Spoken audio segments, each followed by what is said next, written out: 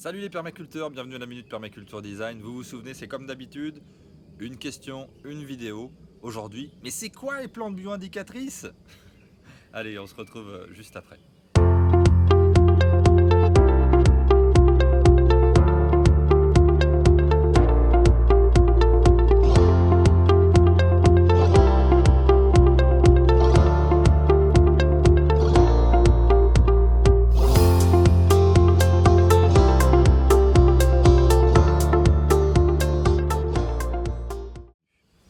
Alors, vous le savez, le sol, c'est un énorme réservoir de graines où certaines eh bien, sont périmées et puis d'autres sont en attente de trouver les conditions idéales pour sortir.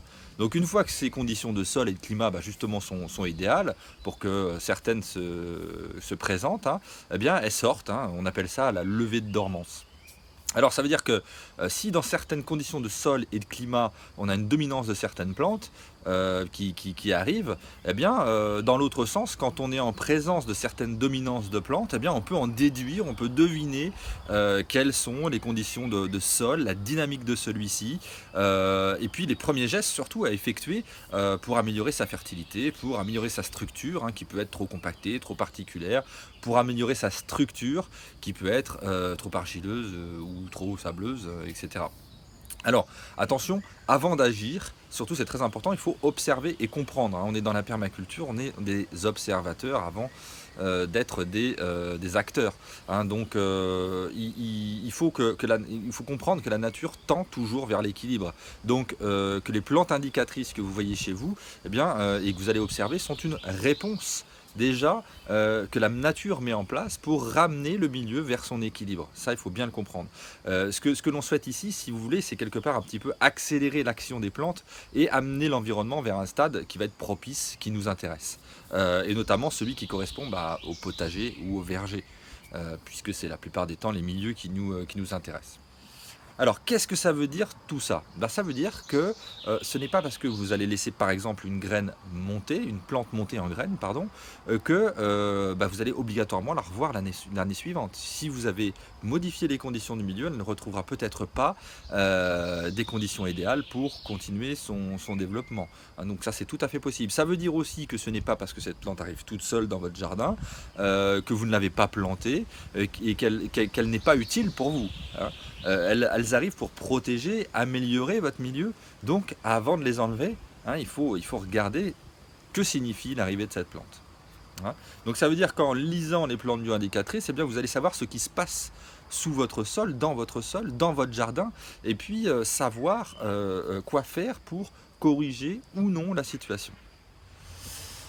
Alors ça veut dire aussi, en théorie bien sûr, que quand vous avez une plante qui vous gêne, il suffira de connaître ses besoins, de connaître les conditions idéales dans lesquelles elle évolue, dans lesquelles elle fait sa levée de dormance, pour changer du coup le contexte et ne plus la voir arriver. C'est ça qui est important. Alors maintenant, la grande question, c'est comment on fait tout ça. Déjà, pour qu'une plante soit considérée comme indicatrice d'un milieu, elle doit être présente en dominance par rapport aux autres espèces qui sont présentes. Ça veut dire quoi? Ça veut dire au moins 5 à 10 sujets par mètre carré, par exemple. Ou alors au moins 70% de l'espace occupé par ce type de plante. D'accord? Donc ça, c'est vraiment très important. On est dans une logique de dominance de la plante parmi les autres. Il y a plusieurs plusieurs types de plantes. Il y en a certaines qui indiquent des excès, il y en a certaines qui indiquent des carences, il y en a certaines qui indiquent le taux de vie, la quantité de vie que vous avez dans votre sol. Voilà, chaque plante a un petit peu son caractère indicateur. Alors, après avoir identifié les plantes par les moyens de votre choix, vous avez plusieurs moyens. Vous avez l'application plante.net qui est une super application, qui n'est pas toujours des plus efficaces, mais enfin quand même, la plupart du temps c'est juste. Ou alors un ouvrage, une bonne flore, un ouvrage de reconnaissance des plantes qu'on appelle une flore. Moi je l'utilise ensuite, l'encyclopédie des plantes bioindicatrices de Gérard Ducerf, qui est vraiment un formidable boulot qui est fait par ce monsieur, et vous trouverez dedans toutes les réponses. C'est pas la peine de réinventer la roue à chaque fois. Voilà. Alors, il y a quelques exemples hein, de plantes bioindicatrices qu'on peut trouver hein, la plupart du temps. Bon, on va citer des grands exemples, mais il y a tellement de données que ça serait compliqué d'en citer beaucoup plus. Vous avez le mouron blanc, Stellaria media, qui signale une terre qui est équilibrée. Ah, donc si vous l'avez, bah, vous êtes au top, vous pouvez être heureux. C'est une des rares plantes indicatrices qui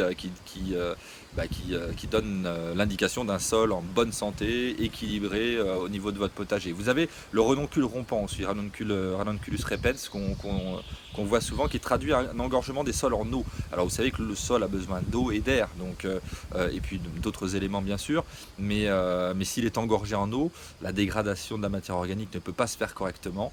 On appelle ça un hydromorphisme, et du coup, bah, si la matière organique ne peut être décomposée, elle ne peut plus être accessible à vos plantes et ça entraîne des problématiques. Si on a un compactage du sol, notamment par temps humide, on est aussi dans ces conditions-là. Donc là, il faudra aérer le sol, par exemple avec une grelinette, ou utiliser des plantes qui vont décompacter le sol comme des engrais verts, et on va pouvoir changer le milieu, peut-être drainer le milieu aussi si c'est nécessaire, ou trouver en amont la source d'eau de ruissellement ou autre qui produit cet engorgement en eau. Voilà, donc on va pouvoir chercher comme ça les problématiques pour ramener notre sol vers un équilibre ou une situation favorable pour le potager. Vous avez le liseron qui est bien connu des jardiniers, qui est le Calisthesia sepium, qui traduit un sol qui contient trop de matière organique, qui contient trop d'eau. Le terrain peut aussi produire des éléments nocifs pour l'homme et pour les animaux, hein, donc faut faire attention. Ça, c'est souvent des plantes qui apparaissent quand on a un excès de fumier sur un sol frais et humide, qui bloque encore une fois la décomposition de la matière organique. Et là, si la chaîne alimentaire du sol ne peut plus se mettre en route, donc ça pose problème. Donc le liseron, il aime les nitrites, c'est une plante nitritophile, donc tous les dérivés de l'azote. Donc si vous voulez vous en débarrasser, eh bien, on pourrait par exemple déposer quelques centimètres de bois broyé à la surface du sol qui va pomper hein, grâce à la vie du sol eh bien l'azote présent dans le sol. On va décompacter le sol encore une fois aussi, voir s'il y a encore une fois pas un ruissellement d'eau à traiter, et puis on peut peut-être installer des légumes qui sont très gourmands en azote, qui vont venir aussi servir de pompe à azote pour ensuite pouvoir se débarrasser progressivement du liseron. Hein, on va essayer comme ça à chaque fois vous l'avez compris, de ne pas laisser les conditions idéales de vie à ces plantes qui nous gênent, en l'occurrence pour le liseron. Voilà, je pense que vous avez compris un petit peu quelle est la voie et l'intérêt des plantes bioindicatrices chez vous. J'espère que vous allez vous en servir pour votre jardin dès à présent. Pour aller plus loin, moi je vous conseille vivement d'acheter. C'est vrai que c'est un investissement peut-être important, mais vous pouvez l'acheter à plusieurs, ou vous pouvez, je sais pas, peut-être le trouver en prêt ou autre, mais je vous conseille vivement de l'avoir dans votre bibliothèque. C'est un indispensable. C'est un investissement qui durera toute une vie, donc il n'y a vraiment pas de souci là-dessus. Il y a vraiment des choses qui sont importantes à avoir. C'est l'encyclopédie des plantes bio-indicatrices de Gérard Ducerf. Vous trouverez les liens sous cette vidéo pour rejoindre l'article complet qui vous montrera l'ensemble des liens pour avoir ce livre. Hein, ou alors si vous êtes déjà sur l'article complet, il vous suffit d'aller voir en dessous. Et vous aurez aussi quelques éléments comme un PDF que je vous mets à disposition, qui vous permettra de reconnaître les premières plantes bioindicatrices sur vos lieux. Hein, il y a un petit exemple un petit panel assez intéressant, donc vous retrouverez ça dans l'article complet avec le lien ci-dessous. Voilà, je vous souhaite à tous comme d'habitude de semer les graines de la régénération, de planter votre abondance. On persévère ensemble, on va y arriver. Salut! Oui, voilà. Il y a son papa, lui dit bonjour. Voilà.